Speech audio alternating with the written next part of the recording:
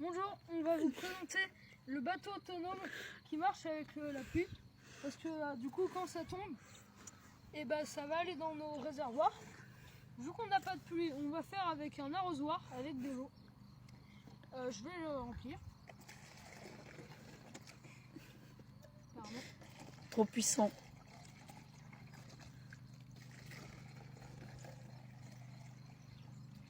Je peux lâcher. Je lâche. Et normalement avec la pression de l'eau, il est censé avancer. Alors, On voit, il avance un peu. ça avance lentement certes, mais ça avance quand même un petit peu. Là, vous voyez que ça avance un petit peu plus rapide. Après, le réservoir se vide très lentement. Enfin, très rapidement, je veux dire.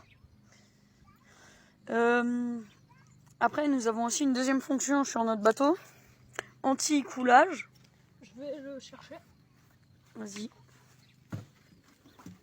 Évite de tomber à l'eau, parce qu'il ne pourra pas te sauver, à vrai dire. Alors, voilà, fais gaffe quand même, faut pas mouiller les rebords. Vas-y, tiens-moi la caméra, s'il te plaît. Je te tiens. Donc, on peut voir que si on vise très très mal, vraiment très très mal, qu'on met tout à côté, notre bateau il va pas très apprécier. Il pourrait couler si c'était un bateau normal. Sauf que vu que ce n'est pas un bateau normal, il y a un système pour faire écouler l'eau par le devant, au cas où il en reste. Et, impossible de retourner le bateau, hein, malgré de très grosses vagues. Comme on va mettre un simulateur de vagues.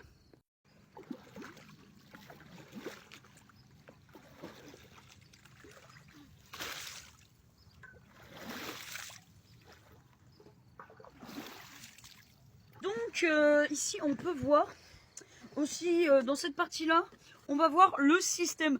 Alors le système c'est très simple. Pourquoi il est bateau autonome sous la pluie? Et c'est simple, je sais pas si vous l'avez deviné. Grosso modo il avance sous la pluie. Alors je vais vous montrer une petite simulation de pluie qui sera un peu plus qualitatif que la simulation de vagues.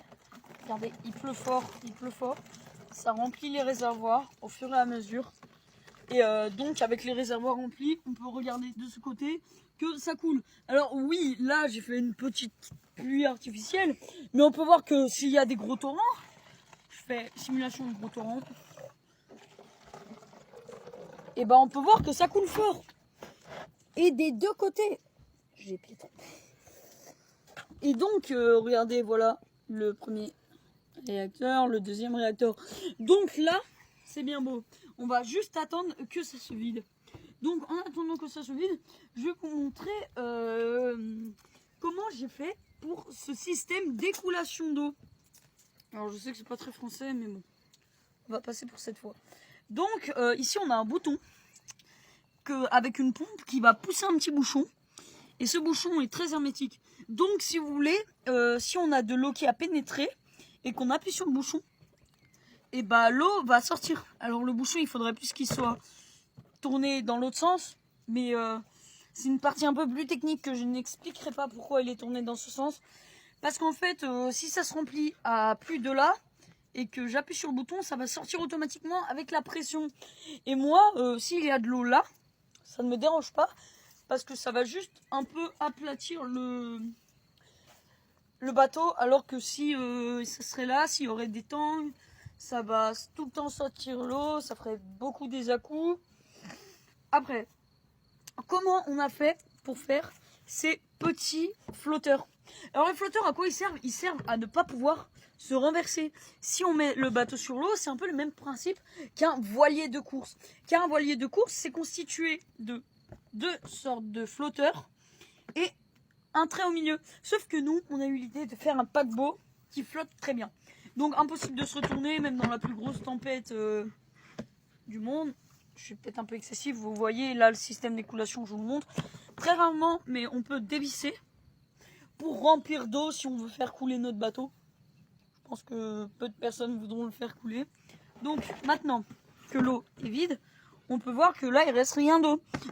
Donc, au niveau du système, comment c'est fait? Et bien, comme on vous l'a montré, on a utilisé de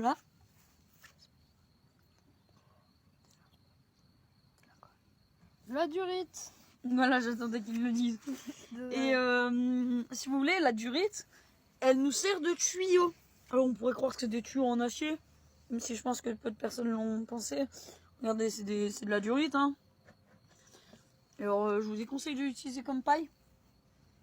Il y a peut-être de l'essence qui est passée dans votre durite, alors je vous déconseille de boire cela comme si c'était une immense paille pour boire de l'ice tea.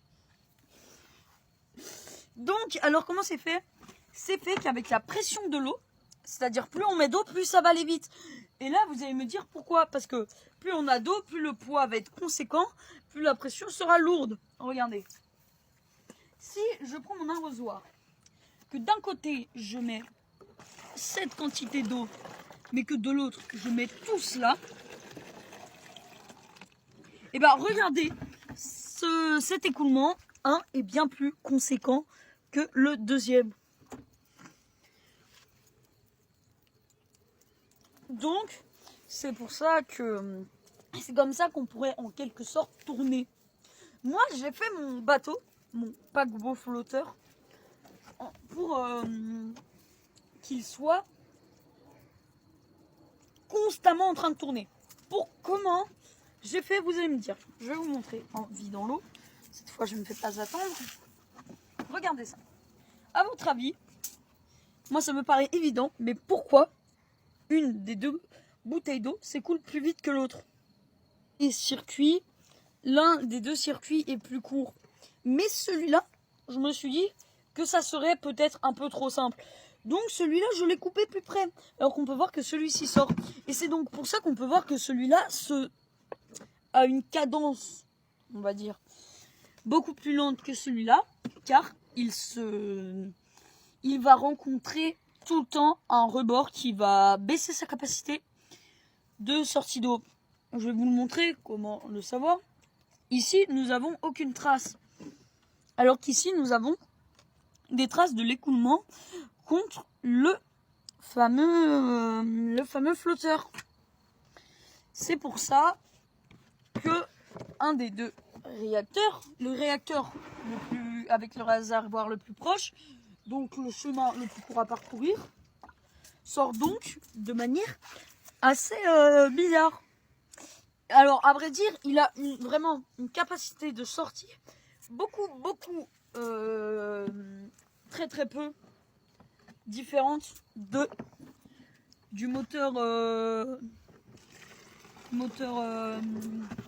principal. Mais on peut voir qu'on a une sorte d'impression que l'un est plus rapide que l'autre. C'est vrai, mais ce n'est pas non plus énorme. Donc c'est comme ça qu'est né le bateau. Par exemple, simulation de pluie. Oh mon Dieu, il pleut des torrents.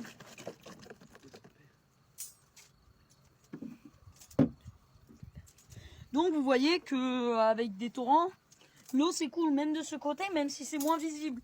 C'est pour ça que la cadence est plus lente. Et donc, et c'est là qu'intervient mon système magique. Regardez, ça coule. Et oui. Et ça coule même très fort. Si je renverse les réservoirs. Donc c'est comme ça que va se terminer ce séance de cours. Donc je vous dis au revoir.